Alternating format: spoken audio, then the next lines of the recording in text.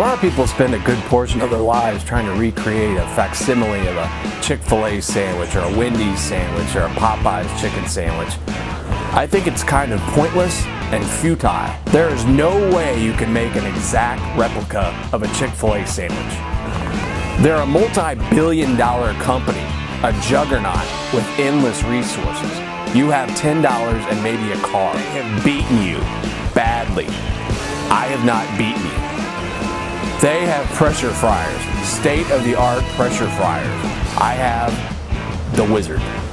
They have deeply shrouded secrets. I don't have any secrets worth keeping. You can read my diary. They employ people who are perpetually cheerful and effortlessly Christian. The only thing I can do is make the best chicken sandwich I can. And in that, it's a small victory. What do I look for in a good chicken sandwich?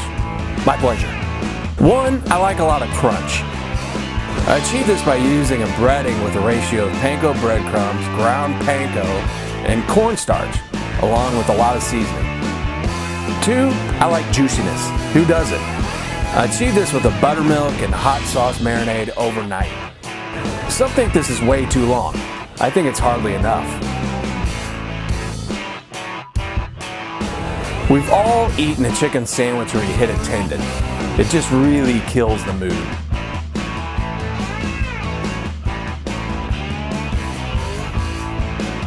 This happens a lot at Burger King. Rubber band.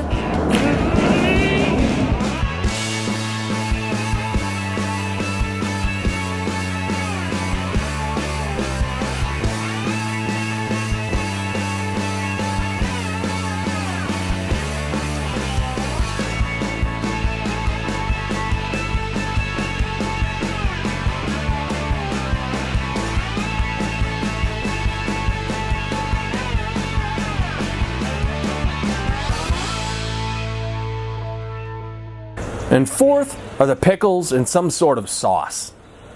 For the sauce, I make a simple Chipotle mayonnaise.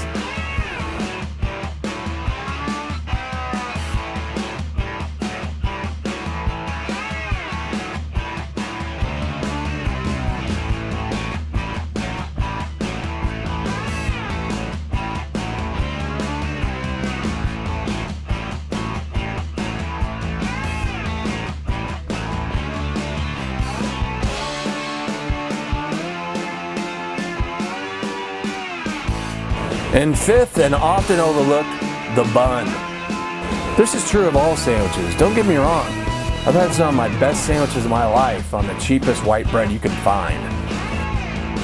When it comes to buns, hun, find one you really like and live a little. You can do side bends or sit-ups, but please don't lose that butt. The Chipotle mayonnaise has a warm heat that doesn't last very long. Regular run-of-the-mill hamburger pickles can work, but if you're going through all the joy of doing this, drop an extra dime on a better gherkin. For an extra crunchy crust on this chicken, you want to take it out of the buttermilk, put it in the panko, then put it back in the buttermilk wash, and then put it back in the panko.